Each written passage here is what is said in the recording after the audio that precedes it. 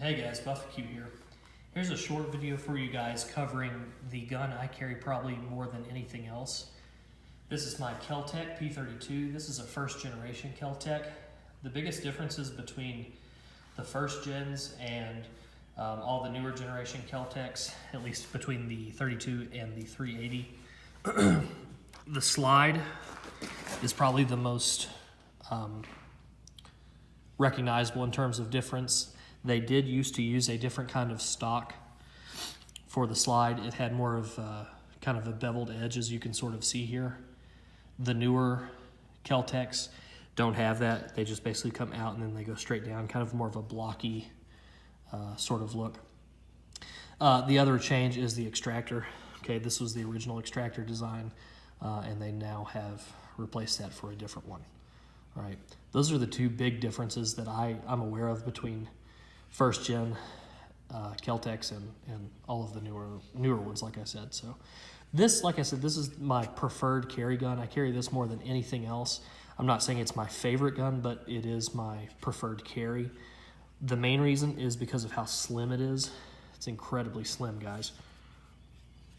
It's also very, very lightweight, and it has a 7+1 capacity. All right, so 8 rounds of 32 auto, not too bad.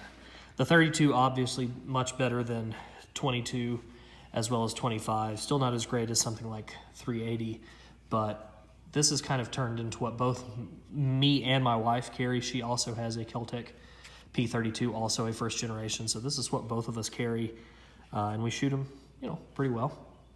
So I was just gonna give you guys kind of a quick video on this firearm and sort of why it's become my favorite EDC choice. All right, so we'll just get started here.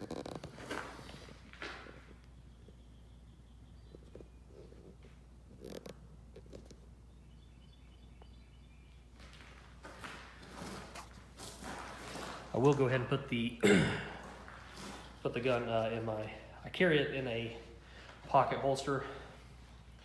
Always carry this firearm in my right hip pocket. All right, this is kind of where it goes. So again, 7+1, 8 rounds total. Just kind of give you guys an idea of what this gun's like.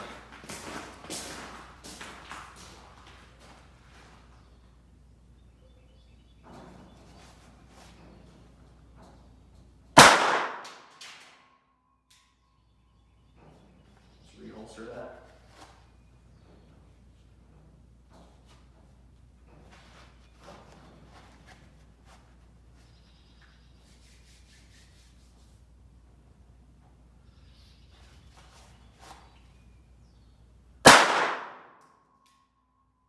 We got a dead bullseye on that one.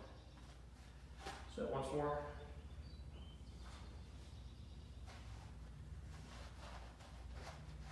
One thing that's nice about shooting like this on your own property, guys, is what I'm doing right now is generally something that's strongly discouraged at a public range, as far as pulling the firearm out of your, like a hip pocket or really any kind of pocket and shooting that way. That's something that's not really safe to do at a public range, not something you necessarily want to do with a lot of other people around you. Obviously the firearm's as safe as you make it, but this is kind of one of the perks of being able to shoot on your own property.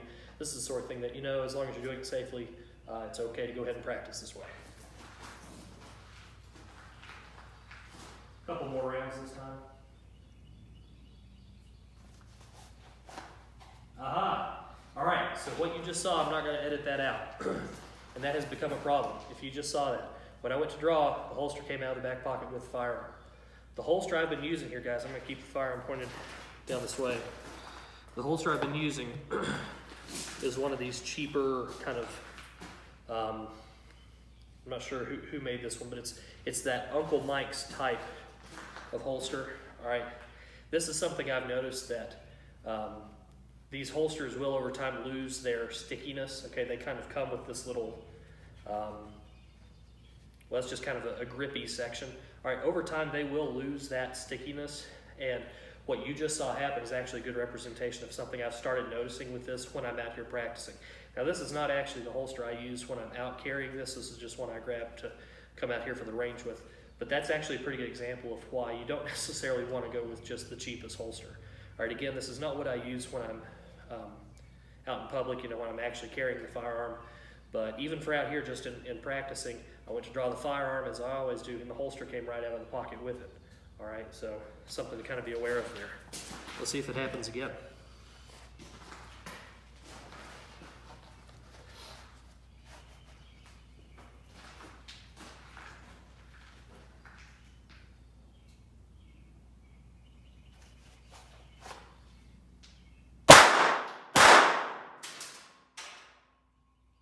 Okay, didn't come completely out of the pocket that time, but started to, all right?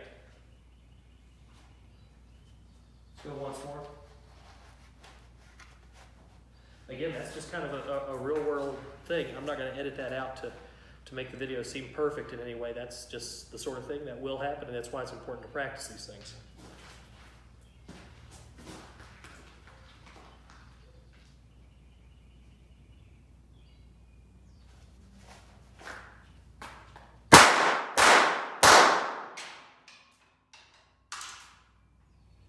Now I feel like, yeah, okay.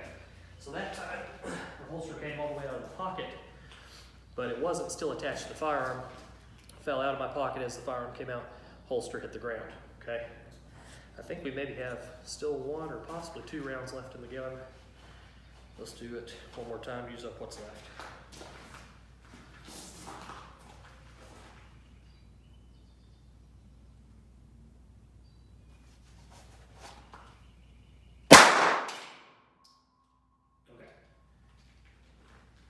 Firearm's now empty. All right, so let me move back over here to the table. Lay things down here and I'll give you guys another look at what I'm talking about here.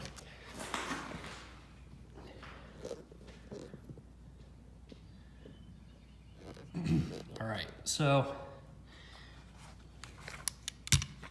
you can see what I'm talking about. This is one of those, and it may have been an actual Uncle Mike's brand, but it's just one of these little cheapo flimsy holsters. And the grip on, and actually, I apologize, I didn't even mention this.